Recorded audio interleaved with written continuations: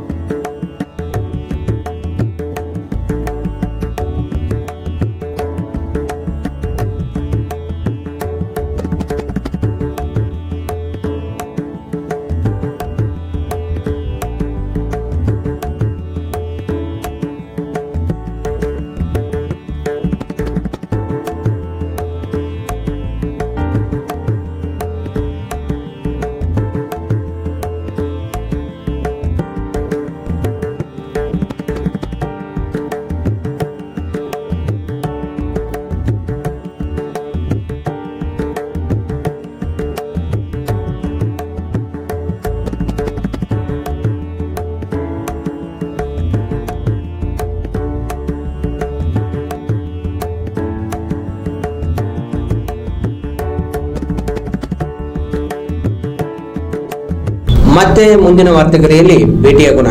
ಶ್ರೀಗರಿ, ನಿಮ್ಮ ಮನದಾಳದ ಗರಿ. ನಮಸ್ಕಾರ. ಶ್ರೀಗರಿ, ನಿಮ್ಮ ಮನದಾಳದ ಗರಿ.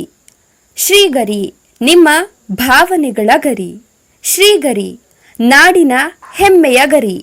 ಮನೆ ಮನಗಳ ಗರಿದು ಶ್ರೀಗರಿ, ತನು ಮನ ಧನಗಳ ಗರಿದು ಶ್ರೀಗರಿ, ವಿಶ್ವದ ದೇಶದ ನಾಡಿನ ಗರಿದು ಶ್ರೀಗರಿ.